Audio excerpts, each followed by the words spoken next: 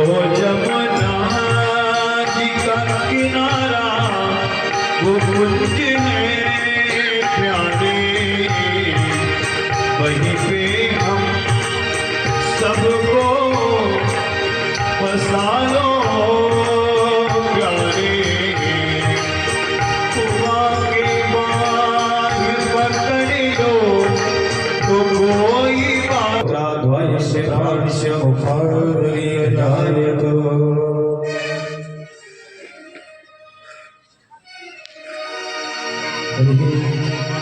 शिवा के बिहारी तेरी आरती गाओ तेरी,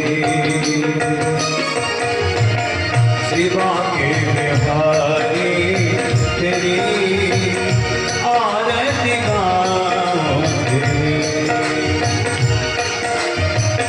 मोरे मोहब्बती तेरी शीश पे सोहे प्यारी बंसी मेरो मना है। मोरे मोहब्बती तेरी शीश पे सोहे प्यारी बंसी मेरो मना है। उस बंसी पे प्रभु, उस बंसी पे प्रभु पले बन जारी। चरणों से निकली गंगा प्यारी, जिसने सारी दुनिया तारी, जिसने सारी दुनिया तारी, उन चरणों में सखी बल बल। आदिवृतये नमः। लक्ष्मी नारायणाभ्यां नमः। उमामहेश्वराभ्यां नमः। सृष्टौ या सर्वरूपा जगदवद्विधौ पालिं या चरमती, संहारे चापि यस्या जगदिदमखिलं क्रीडनं या पराख्या। भूतैर्महद्भिर्जातो सुप्तशक्तेर्मुखेभ्यः श्रुतगणमपनीतं प्रत्युपादत्य हत्वा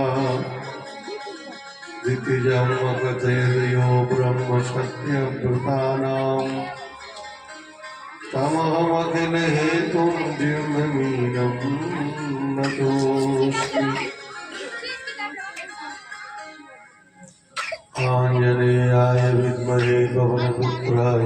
हरे कृष्ण कृष्ण कृष्ण हरे हरे, हरे राम राम राम हरे हरे, हरे कृष्ण कृष्ण कृष्ण कृष्ण हरे हरे। हरे राम राम राम हरे हरे, हरे कृष्ण आयोजित होता रहा है। इस वर्ष भी श्रीमद् भागवत जी की पावन कथा का सप्ताह सत्र आप सुन रहे हैं। कई वर्षों से हम आपको देख रहे हैं, आप हमको देख रहे हैं। इस वर्ष थोड़ी शारीरिक प्रतिकूलता होने के कारण चिकित्सकों की सलाह से कम बोलना, धीमे बोलना, इसलिए अपने सहयोगियों के साथ आपकी सेवा करने के लिए हम आए। मुक्त होने का मतलब संसार में आना न पड़े, इसे मुक्ति कहते हैं। आवागमन से छूट जाना, मुक्त माने छूटना। और छूटता कौन है, छुड़ाया किसे जाता है, छूटने का प्रयास कौन करता है, जो बंधा होता है। तो हम बंधे हैं इसलिए हम छूटना चाहते हैं, हम बंधे हैं इसीलिए हम छूटते हैं, हम बंधे हैं इसलिए हमको छुड़ाने का प्रयास संत सदगुरु ग्रंथ विद्वान वैदिक विधान पौराणिक कथाएं आदि ये सब हमें छुड़ाने का प्रयास करती है। तो छूटता कब है? जब गांठ खुल जाती है। गांठ जब तक लगी रहेगी तब तक छूटना नहीं है।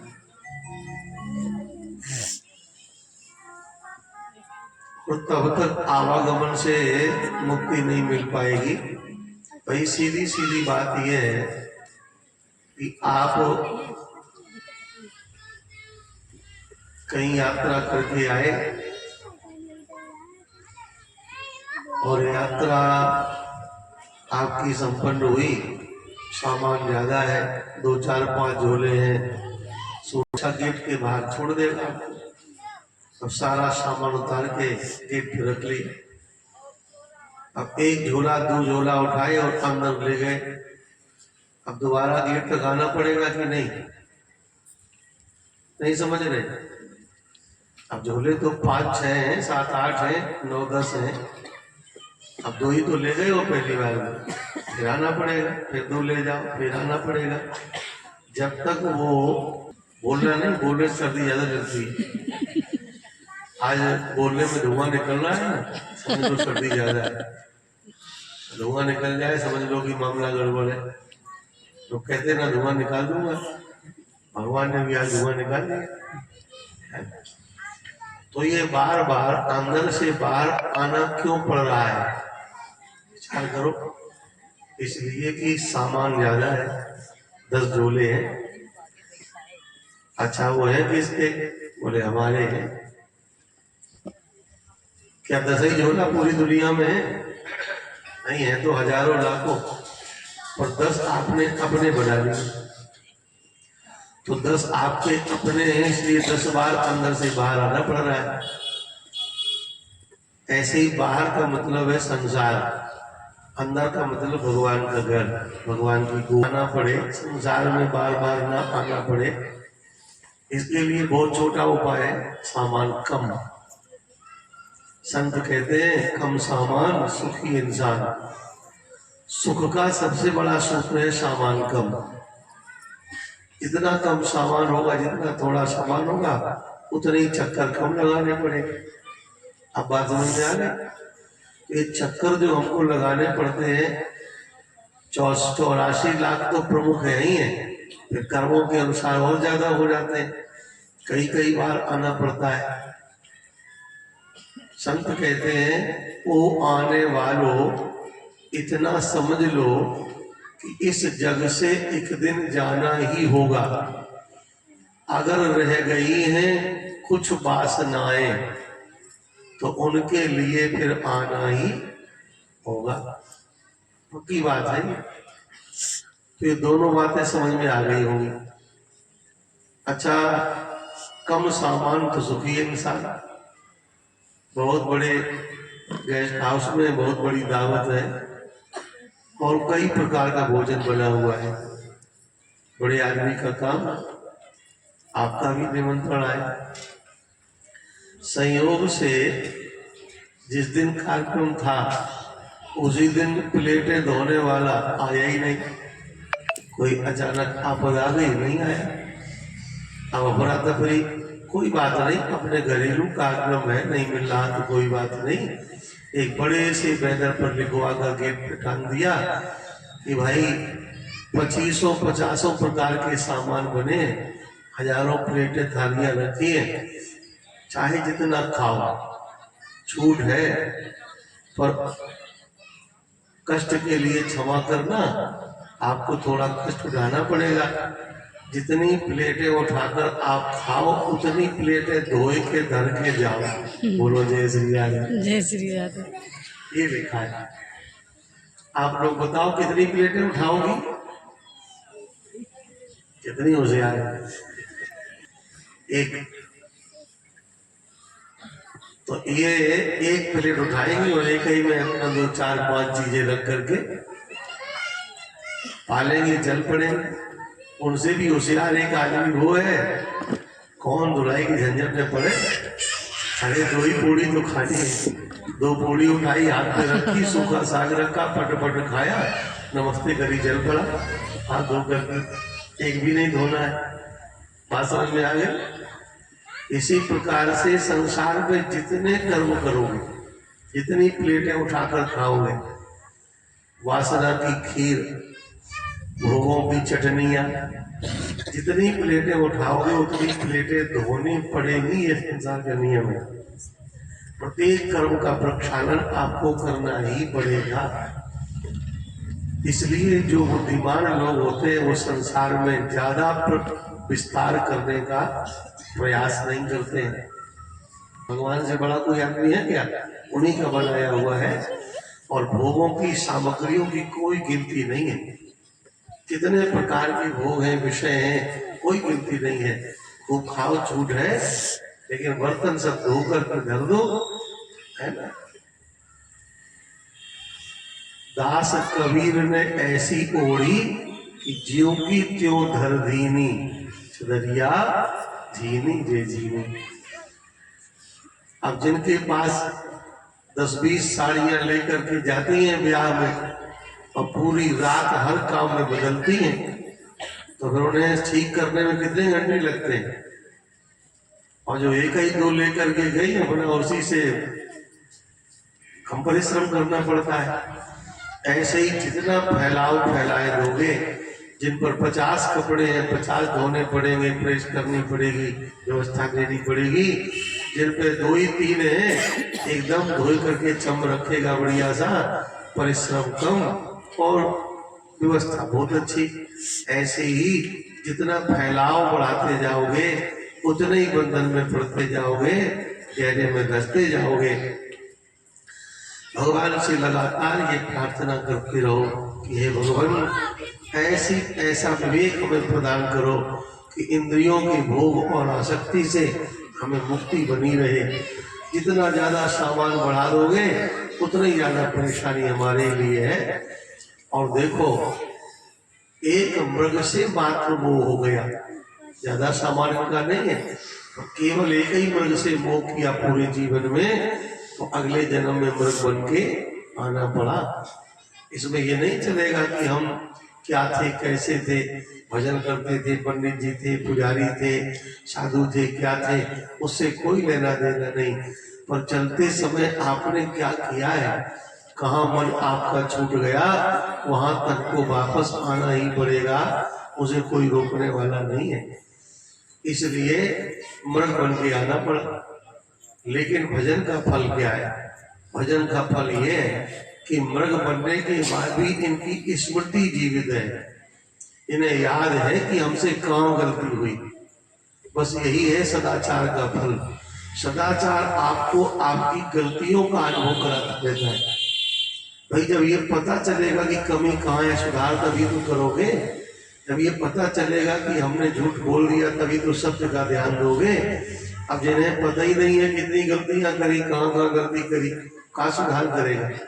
तो सदाचार जो है, कथा जो है, संत सत्संग सदगुरु जो है, ये आपको ये संकेत करते रहते हैं, यहाँ गलती हो गई, यहाँ गलती हो गई, उनका सुधार करते रहो। अब इन्हें ये याद है कि हमने साधु होकर, विरागी होकर, नदी के किनारे रहकर, आश्रम बनाकर, आश्रम में रहकर के भी एक मृग से मोह किया, इसलिए हमको मृग बनना पड़ा।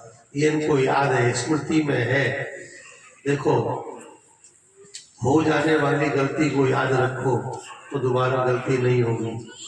ध्यान से सुनना, हो जाने वाली गलती को याद रखो तो बाद में गलती नहीं होगी। जो गलती को भूल जाते हैं उनसे बार बार गलती होती ही रहती है। मृग बनने के बाद भी भजन कर रहे हैं उसी नदी के किनारे, नदी के जल में बैठकर सूर्य भगवान की ओर देखते रहते हैं और भजन करते रहते हैं। एक दिन भजन करते करते शरीर पूरा हो गया। अब भजन करते करते शरीर छूटा तो कल की बात याद करो, बताई गई थी, भगवान का भजन करते शरीर छोड़ेगा उसको तो अच्छा शरीर मिलेगा। तो तीसरा जन्म इनका ब्राह्मण घर में हो गया।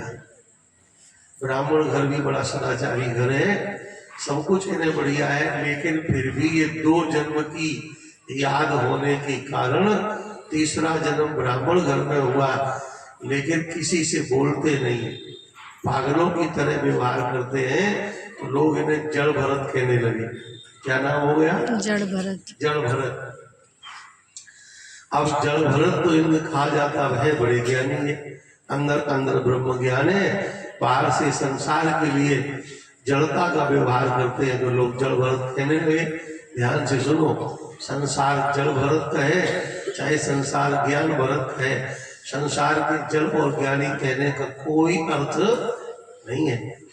ये तो चाहे जैसा रास्ते में जा रहे थे और किसी जंगली रास्ते से निकले तो पैर में कांटा धस गया, और जैसे ही कांटा लगा तो आ करके बैठ गए, अरे राम कांटा लग गया। अब देखो, एक कांटा पैर में धसा, जंगल का एरिया है, घर पास में कोई घर भी नहीं, कोई साथी भी नहीं, तो एक कांटा पैर में धसा और दूसरे कांटे को तलाश रहे हो। एक कांटा पैर में लगा है और दूसरे कांटे को देख रहे कहीं मिल जाए, तब तक निगाह पड़ी, एक और कांटा पड़ा है और बन गया काम, उसे उठाया। अब एक कांटा धसा है तो उसे निकालने को दूसरा कांटा ढूंढ लिया, धीरे धीरे करोड़ करोड़ करके उस कांटे को पकड़ के निकाल दिया, और जैसे ही वो कांटा निकल गया, अब बताओ, जो कांटा पैर में लगा था उसे तोड़ के फेंक दोगे? ऐसे निकाला, तोड़ के फेंक दिया, और जिस कांटे से कांटा निकाला उसे जेब में धर के लाओगे घर, पूजा की अलमारी में धर लोगे, फिर आरती करोगे, एक कांटा देवता आपने एक कांटे से बचा लिया, है ना। जैसे पैर में लगे हुए कांटे को निकालने के लिए दूसरा कांटा खोजते हो, और जब वो कांटा निकल जाता है तो जो पैर में कांटा लगकर दुख दे रहा था और जिससे निकालकर सुख मिला, दोनों को ही बाद में वहीं पर फेंक देते हो। ऐसे ही संसार में जो समस्याएं हैं कांटे की तरह लगी हुई, उन समस्याओं के समाधान के लिए जो आप सुविधाएं बना रहे हो, दरअसल वो सुविधाएं भी समस्याओं की तरह ही हैं। समझ में आ रही बात की नहीं? और जब सुविधाओं से समस्याओं का कांटा निकल जाता है तो जाते समय प्यारे दोनों कांटे फेंकने ही पड़ते हैं, ना तो समस्या का कांटा संग में जाएगा और ना समाधान का कांटा सब में साथ में जाएगा। दोनों कांटे यहीं पर फेंक दोगे तो वही मुक्त हो पाओगे, इसी का नाम मुक्ति है। अब यहाँ पर जड़ भरत कहे जाओ चाहे ज्ञानी भरत कहे जाओ, इसका कोई फर्क नहीं पड़ता। ये समस्या समाधान के कांटे, ये निंदा अपमान के कांटे, ये अपमान सम्मान के कांटे, ये सुख सुविधा असुविधा के कांटे, सब तुम्हें यहीं छोड़ने पड़ेंगे, तभी मुक्त होने की बात बन पाएगी। जड़ भरत कहे जाते हैं, पर इन्हें कोई चिंता नहीं है। एक बार जंगल में घूम रहे थे, इन्हीं के द्वारा पाला हुआ हिरण जो इन्हीं के चरणों में आकर के मर गया था और वो राजकुमार बन गया, फिर वो राजा बन गया। आज सोने की पालकी में बैठ करके श्री कपिल भगवान के यहाँ जा रहा था, ये जानने के लिए कि जगत का सच्चा आश्रय क्या है। जीवन पूरा निकल जाता है पर हम सच्चे आश्रय का पता ही नहीं लगा पाते कि हमारा आश्रय है क्या, हमारा ठिकाना है क्या, हमारा गंतव्य है क्या, हमारी मंजिल है कहाँ, हमें जाना कहाँ है, हमें करना क्या है, हमें देखना किसको है, हमें सुनना किसको है, हमें करना क्या, ये पता ही नहीं चल पाता है। ये जानने के लिए जा रहा है कि जगत का आश्रय क्या है। बीच जंगल से निकल रहा है तो एक कहार बीमार पड़ गया, पालकी में लगा हुआ, पालकी और चलते थे पहले बड़े लोग। कहार बीमार पड़ गया तो देखा जंगल में कौन मिलेगा। थोड़ी देर में आगे से एक मोटा बढ़िया तंदुरुस्त आदमी आता दिखाई पड़ा। वेशभूषा पागल जैसी है तो कोई बात नहीं, कंधे पर बांस पालकी का धर लेगा, चल पड़ेगा, हमारा काम बन जाएगा। राजा के शेषकारों ने देखा, आगे बढ़कर उन्हें पकड़ लिया और लाकर के पालकी में आगे लगा दिया। बहुत मोटे थे, ठीक ठाक के शरीर के, तो आगे लगा दिया अकेला और दो पीछे लग गए और एक अस्वस्थ आदमी को संभालने में लग गए। अब चल पड़े। अब आगे आगे लगा लिया। अब कभी पालकी ढोई नहीं है, साधु की दृष्टि है, नीचे देखकर चलते हैं, कहीं कोई जीव जंतु पैर से दब न जाए, हिंसा न हो जाए। जब कोई जीव जंतु दिखाई पड़ता है तो पैर को लंबा कर देते हैं, कभी छोटा कर देते हैं। आगे वाला जब कदम छोटे बड़े रखेगा तो पीछे वालों की चाल अपने आप बिगड़ जाएगी।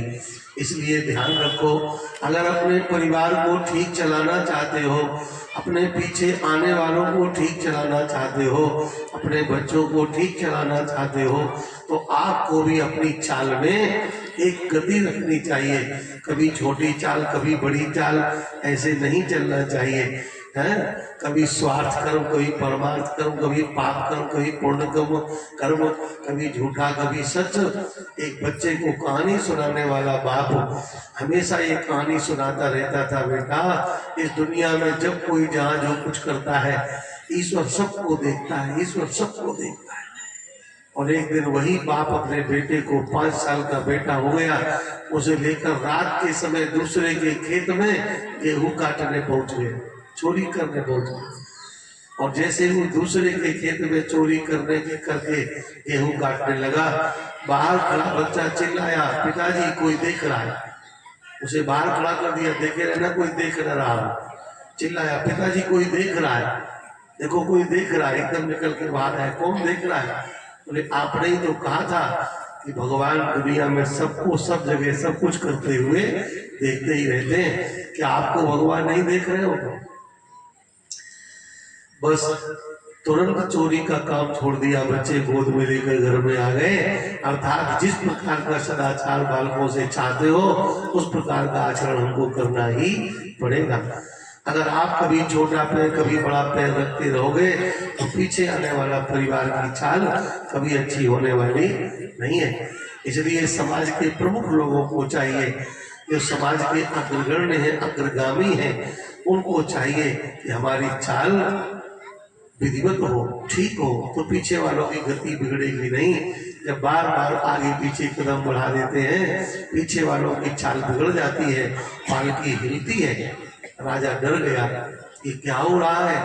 तो पीछे वालों ने शिकायत करी, आगे वाले का पता ही नहीं चलता, बड़ी कदम रख रहा कि छोटा कदम रख रहा। ये सुनकर के राजा हाथ में छड़ी लेकर आगे वाले को प्रताड़ित करने का मन बनाकर चल पड़ा। पालकी से नीचे आया, अब वो बड़े मोटे ताजे थे, बढ़िया शरीर के थे। एकदम बोला, हाँ हाँ ना, बहुत देर से पालकी धर के आ रहे हो, चलते चलते थक गए हो, बहुत कमजोर भी हो, कुछ अस्वस्थ भी हो, ऐसे व्यंग करने लगा। क्योंकि वो कमजोर तो थे नहीं, वो तो स्वस्थ थे, बढ़िया थे, तो ये व्यंग कर रहा। और फिर बोला, निश्चित तुम मेरी अवज्ञा कर रहे हो, मैं तुम्हारी दवाई कर दूंगा। करोमि चिकित्साम दंड पाने हो, मैं इस दंड से, डंडे से तुम्हारी चिकित्सा माने दवाई, चिकित्सा इलाज कर दूंगा। आजकल भी गुस्से में बच्चों से यही कहती हो ना, आओ तुम्हारी दवाई कर दे, आओ तुम्हारा थोड़ा इलाज कर दे, मतलब पिटाई कर दे। और जैसे डंडा लेकर आगे बढ़ा, महाराज जड़भरत जी ने सोचा, ये तो हमको पहचान नहीं रहा कि हम कौन है। हम इसको जान रहे हैं, ये हमारी गोद में खेला हुआ एक मृग का बच्चा है। आज ये राजा बनकर के हमें जान नहीं रहा। अगर इसने अपना डंडा हमारे शरीर पर मार दिया तो अनजाने में इससे इतना बड़ा पाप हो जाएगा कि उसका प्रायश्चित फिर इसका हो ही नहीं पाएगा। क्योंकि मैं ब्राह्मण भी हूँ, साधु भी हूँ, और पूर्व जन्म से इसका पालन करने वाला हूँ। देखो ध्यान से सुनो, ये जिम्मेदारी हमारी है, जिसका हमने पालन किया है। जो मेरे आश्रित है उसमें आने वाली गलतियों का कारण मैं भी हो सकता हूँ। गलती बच्चा करता है, डांट माँ की पड़ती है। अब माँ ये कहे तो हम क्या करें? अरे तुम क्या करो, तुम्हें समझाना चाहिए, उसे देखना चाहिए। वरना देखा, अगर ये डंडा हमारे मार देगा तो जरूर इससे ऐसा अक्षम्य अपराध हो जाएगा। इसलिए श्री भरत जी महाराज ने बोलना प्रारंभ किया, अकोविदा कोविदवाद वादान वदस्यति नाति विदां वरिष्ठा नासूरयो हि व्यवहारमेनं तत्त्वावमर्शेन शहामुनन्ति। उसके पहले और एक बात कही, स्थूलम खास्यम व्याधय आधयश्च क्षुद्रभयं कलिरिच्छा जराजा निद्रा रतिर्मन्युरहं मदासुचो देहेन जातस्य हिमेन संति। हे राजन, मैं मोटा हूँ या मैं पतला हूँ, मैं अस्वस्थ हूँ या मैं स्वस्थ हूँ, ये तो सब शरीर के धर्म है। आप हमें मारने की बात कर रहे हो, ही नहीं होगी, जो भी दंड दोगे वो शरीर को दोगे।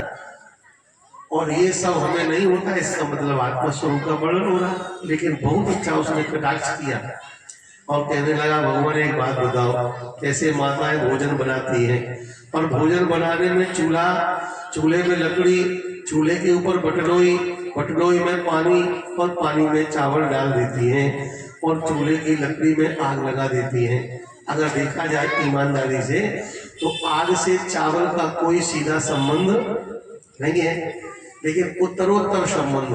जैसे ही आग जली, आग के जलने से बटलोई गर्म होती है, बटलोई के जलने से पानी गर्म होता है, तो पानी के गर्म होने पर उसमें जो पड़ा हुआ चावल है, तत्ताप तंडुल गर्भरंधी। बड़ी ऊंची बात है, ध्यान से सुनना। अब आग का चावल से संबंध नहीं है, लेकिन उस अग्नि के ताप से ही चावल पक जाता है, सिद्ध हो जाता है। तो यदि ये सत्य है तो फिर संसार में गृहस्थी एक चूल्हा ही तो है। इस गृहस्थी के चूल्हे में काम क्रोध लोभ की आग जलती है। उसी गृहस्थी के चूल्हे पर हम सबका शरीर रूपी पटलोई रखा है। शरीर रूपी पटलोई में इंद्रियों का पानी है, और इंद्रियों के पानी में आत्मा का चावल है। तो यदि गृहस्थी के चूल्हे में काम क्रोध लोभ के व्यवहार होते हैं, तो उस व्यवहार के ताप से उस चावल की तरह आत्मा भी संतपित होती होगी, आत्मा भी प्रभावित होती होगी। बोलो, तर्क अच्छा है कि नहीं? आप सबको पसंद आया कि हाँ, बहुत अच्छी बात पूछी। लेकिन एक बात ईमानदारी से बताओ, पहली बात तो ये जैसे ही सुना भगवान भरत जी ने, जैसे ही सुना तो उन्हें हंसी आई और हंस करके बोले, आपको विदा कोविद वाद वादान बदस्य तो नाति विदा वरिष्ठा न सूरयो ही व्यवहार वेनम तत्वावमर्शेन सहावनन्ति। हंस करके भगवान भरत जी बोले, अकोविदा कोविद वाद वादान, है तो तू बिल्कुल अज्ञानी मूर्ख, लेकिन विद्वानों की तरह बोलने का प्रयास कर रहा है। लेकिन जब ज्ञान ही नहीं है तो ज्ञानियों की तरह बोल कैसे पाएगा? अरे भाई, ये तो तुमने जो संबंध बनाया वो तब होगा। अब आप लोग उत्तर दो, चूल्हे में आग जलेगी तब चावल पकेगा ना? अच्छा, दो में से एक काम करो, चूल्हे की आग बुझा दो तो चावल पक जाएगा? नहीं पकेगा ना। अच्छा, चूल्हे में आग जलने दो और चावल कटोरी में भर के रख दो, बटलोई के ऊपर, कटोरा में भर के बटलोई के ऊपर रख दो, और फिर जलने दो, आग पक जाएगा चावल? नहीं पकेगा ना। कब होगा? जब आग से बटलोई स्पर्श कर रही होगी, जब बटलोई के अंदर पानी में चावल पड़ा होगा। तो पहला तो ये है कि जो ज्ञानी लोग होते हैं वो अपने साधनों से काम क्रोध लोग की आग ही बुझा देते हैं, एक काम। अथवा दूसरा साधन ये है कि काम क्रोध लोग की आग जिस बटलोई चूल्हे में जल रही, वहां से अपने को अलग कर लेते हैं, अपने साधन के कटोरे में, संयम के कटोरे में अपने को भर के रख लिया, जलने दो, आग क्या करेगी, है ना। दो काम ये हो गए। और तीसरा काम ये है, श्री भरत जी कहते हैं, अरे पगले, चावल की तरह कोई आत्मा जल पदार्थ नहीं है। आत्मा तो प्रतिबिंब की तरह है। जैसे आपके घर में कढ़ाई में घी पड़ा हो और पूरी सेकने की तैयारी हो रही हो, और पास में बच्चा आकर के खड़ा हो जाए, और बच्चे की परछाई अगर कढ़ाई के तेल में पड़ती है तो क्या बच्चा जल जाएगा? या आपकी परछाई अगर कढ़ाई में पड़ती हो, क्योंकि आपका शरीर गर्म हो जाएगा, जल जाएगा, छाले पड़ जाएंगे, बोले आ जाएंगे, नहीं ना। इसी प्रकार संसार में आत्मा परमात्मा का प्रतिबिंब है। तो जिस तरह से प्रतिबिंब के अग्नि में पड़ने पर, प्रतिबिंब के पड़ने पर शरीर जलता नहीं है, ऐसे ही संसार में जो आत्मा स्वरूप में परमात्मा है, आत्मा स्वरूप में हमारा ही स्वरूप है, संसार में कोई भी व्यवहार होता रहे, आत्मा पर उसका कोई भी फर्क पड़ने वाला नहीं है। ये सब इंद्रिय मन ये मिल करके जो जीव स्वरूप बनता है, उस जीव को कर्म का फल भोगना पड़ता है, आत्मा का उससे कोई संबंध नहीं है। आप पूछोगे जीव क्या है? हमने उस दिन कहा था, ऐसे बल्ब का जो आकार है ये जीव रूप है, और इसके अंदर जो प्रकाश है वो आत्मा परमात्मा स्वरूप है। संसार का कोई व्यवहार, अच्छा डंडा मारो तो बिजली टूटेगी कि बल्ब टूटेगा? जल्दी बोलो। बल्ब। हाँ, मुंह बांधे बैठे तो सुनाई नहीं पड़ रही, कोई बात नहीं। तो जो भी संसार का व्यवहार होगा, अच्छा बहुत बड़ा दर्पण सामने आपने रख करके अपना मेकअप करना शुरू किया, बहुत बड़ा शीशा चला ना, पूरी बॉडी दिखाई पड़े, और आप कपड़े पहन रहे थे, मेकअप कर रहे थे और शीशा टूट गया, तो शीशा टूट जाएगा तो मुंह टूट जाएगा क्या? शरीर फूट जाएगा क्या? नहीं ना। क्यों? थे तो उसी पे, काजल तो उसी को देख के लगाया जा रहा था, ये मेरी आंख है काजल लगा लो, और बढ़िया सा काजल लगे।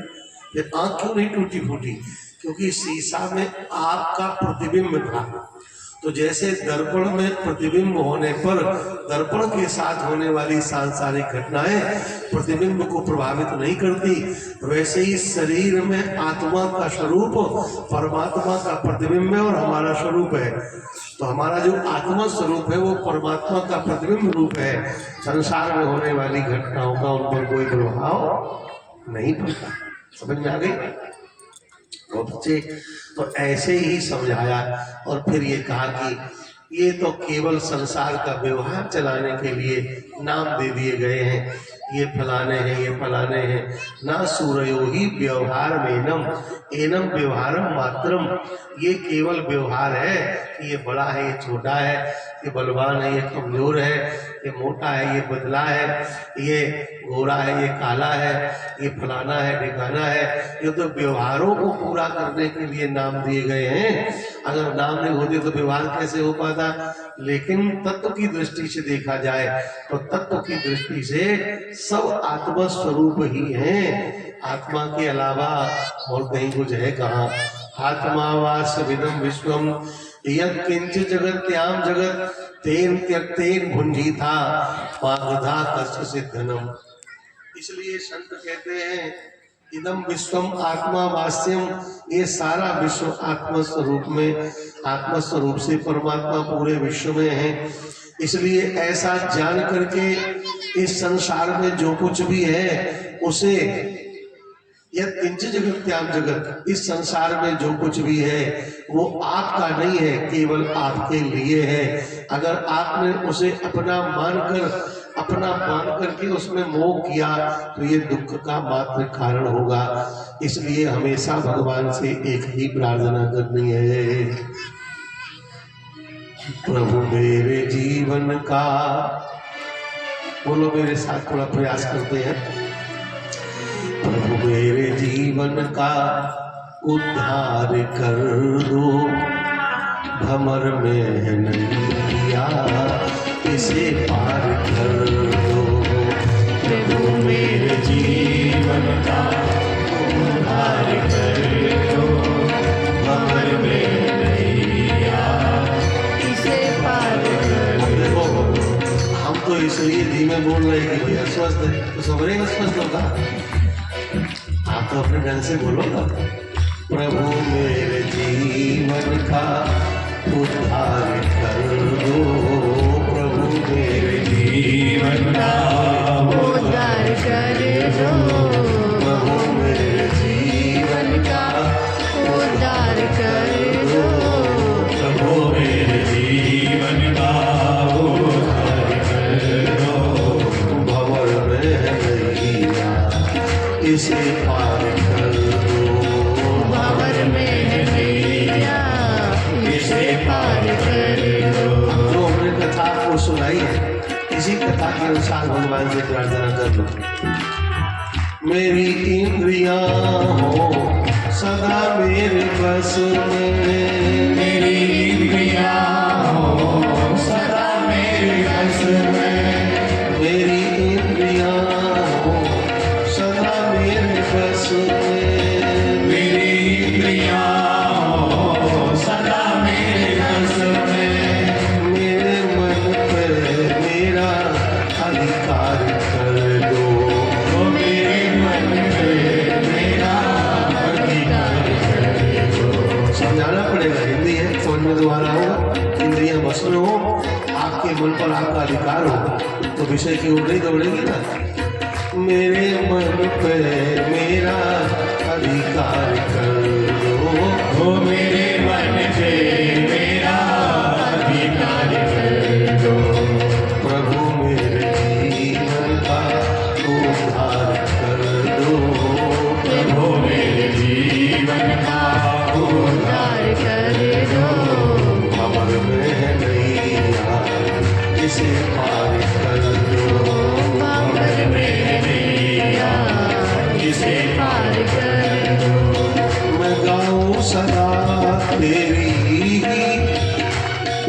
मैं गाऊं सदा तेरी ही कथाएं, मैं गाऊं सदा तेरी कथाएं, मैं गाऊं सदा ही तेरी कथाएं, मैं गाऊं सदा ही तेरी कथाएं, वेदों का तन मन में संचार कर दो, वेदों का तन मन में संचार कर दो। प्रभु मेरे जीवन का उद्धार कर दो, प्रभु मेरे जीवन का उद्धार कर दो। अमर में नैया इसे पार कर दो, अमर में नैया इसे पार कर दो। अमर में नैया इसे पार कर दो, अमर में नैया इसे पार कर दो। मैं समझूं न जग में किसी को बेगाना, मैं समझूं न जग में किसी को बेगाना, किसी को दूसरा न समझो, किसी को पराया न समझो, किसी को और न समझो, सब मैं ही हूँ, सब मेरे ही है, ऐसा शास्त्र प्रति हमारा भाव हो जाता है। मैं समझूं न जग में किसी को बेगाना, मैं समझूं न जग में किसी को बेगाना, मुझ में जगत के लिए प्यार भर दो, मुझ में जगत के लिए प्यार भर दो। मुझ में जगत के लिए प्यार भर दो, मुझे में जगत के लिए प्यार भर दो। प्रभु मेरे जीवन का उद्धार कर दो, प्रभु मेरे जीवन का उद्धार कर दो। इतनी अच्छी बात भी नहीं गा रही हो तो क्या भगवान से मांगना है। जरा एक बार मुझे सुर में गाओ, प्रभु मेरे जीवन का उद्धार कर दो, प्रभु मेरे जीवन का उद्धार कर दो। फूल तो बहुत तेज रहे हो, हमें नहीं सुन रहे, इसका मतलब ये प्रभु मेरे जीवन का उद्धार कर दो, प्रभु मेरे जीवन का उद्धार कर दो। भंवर में नैया इसके पार कर दो, भंवर में नैया इसे पार कर दो। पथिक राह में से पथिक राह में हो कोई भी दुखिया, पथिक राह में हो कोई भी दुनिया, पथिक राह में हो कोई भी दुखिया, पथिक राह में हो कोई भी दुनिया, रास्ते पर जा रहा हूँ और कोई दुखी आदमी दिखाई पड़ जाए तो मदद के लिए मुझको तैयार कर दो, मदद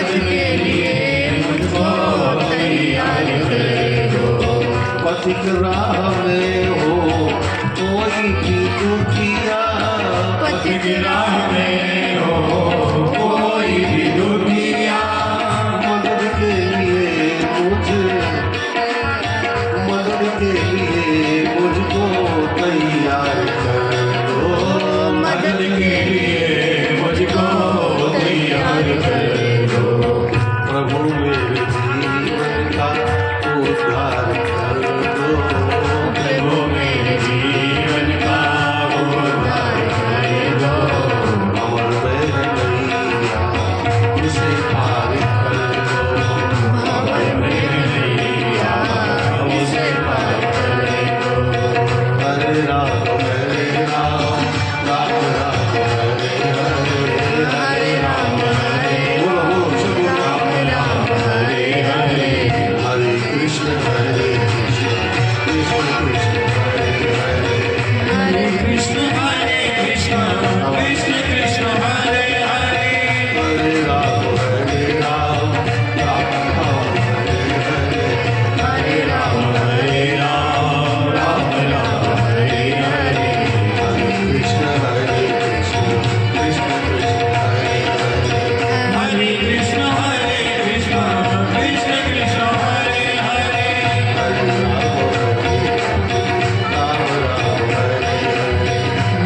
राम राम राम हरे हरे, हरे राम हरे कृष्ण। पूर्व जन्म की बात याद दिलाई, उसको स्मृति में आ गई, क्षमा मांगने लगा, प्रार्थना करने लगा, प्रभु मेरे जीवन का उद्धार कर दो, भंवर रहे मैं नैया इसे पार कर दो। बाबा टबी का वर्णन सुनाया।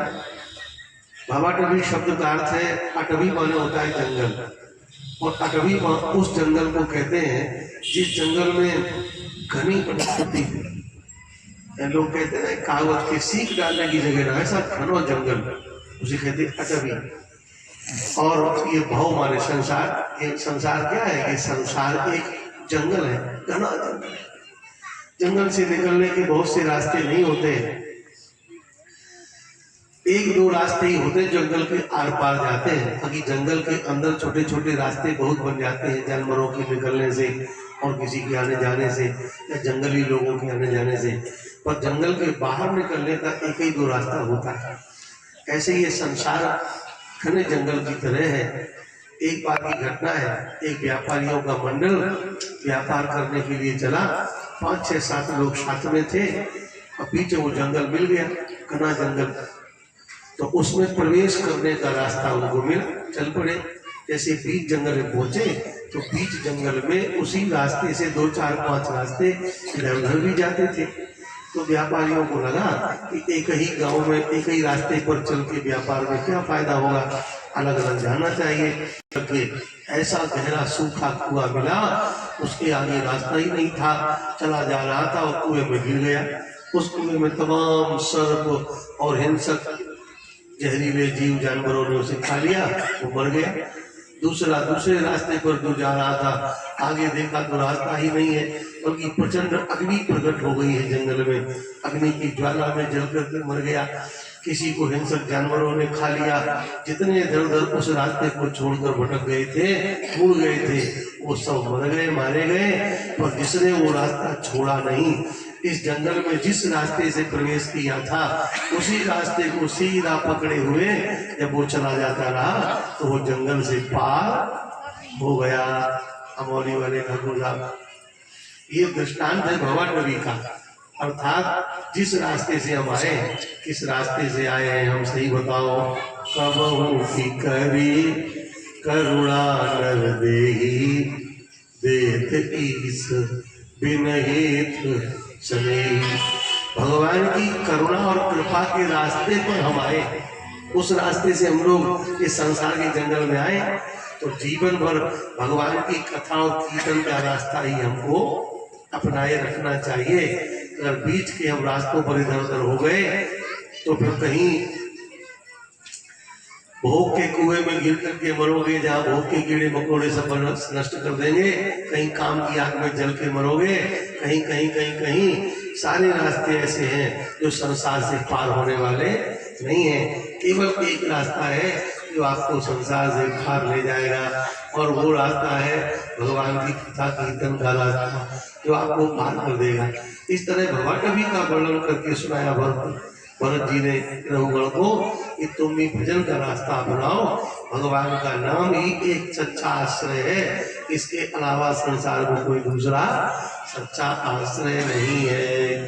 ये समझा दिया उसको। फिर भूगोल खगोल का वर्णन किया, 28 राहु चक्र का वर्णन किया, सूर्य भगवान का रथ कैसा है उसका वर्णन किया, सूर्य भगवान के रथ की गति कितनी है, कितनी तेज रफ्तार से चलता है उसका वर्णन किया।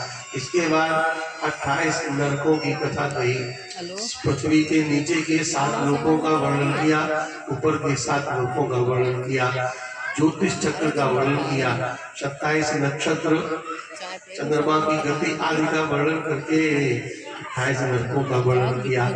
नरकों में कर्म के अनुसार जीव को कर्मफल भोगने के लिए जाना पड़ता है। अनेक प्रकार के कर्मों का वर्णन किया। उस वर्णन में एक ये भी बात बताई कि जो व्यक्ति अपने जीवन में अहंकारी होकर के साधु ब्राह्मण का अपमान करता है, माता पिता का अपमान करता है, उसके लिए नरक में जाना पड़ता है। इतना सुनकर परीक्षित घबराए और परीक्षित ने कहा कि ये तो गलती हमसे भी हो गई, तो क्या करना चाहिए। श्री सुखदेव भगवान ने कहा, राजन गलती तो आपसे हुई पर आपने तत्काल प्रायश्चित कर लिया। देखो गलती की क्षमा जितनी जल्दी मांग लेते हो, सामने वाला उतनी जल्दी प्रसन्न हो जाता है। जैसी गलती तो तुरंत कान पकड़ो, क्षमा मांगो, क्षमा कर दो, तुरंत क्षमा कर देगा। और गलती करी और फिर क्षमा नहीं मांगे तो उसे और नाराजगी। एक तो गलती करता है और फिर बाद में करता भी है। इसलिए गलती की क्षमा जितनी जल्दी मांग लो। तो फिर जरूरी है कि सारे दिन जो गलतियां बनी है उसके लिए शाम को भगवान के सामने खड़े होकर क्षमा मांग लो। श्री वृंदावन बिहारी लाल की राधे राधे राधे राधे राधे राधे राधे राधे राधे राधे राधे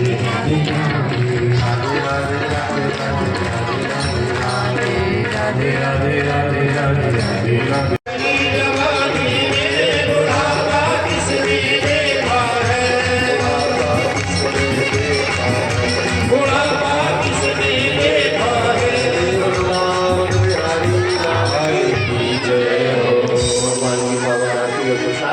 कल भगवान के जन्मोत्सव की पावन लीला, अगर जन्मोत्सव तक कथा जाएगी तो ये मोक्ष, समुद्र मंथन, पावन भगवान की कथा, राम जी की चर्चा, फिर कन्हैया का जन्मोत्सव खूब दिव्य ढंग से कल सर्दी कम हो जाएगी तो आनंद लेंगे।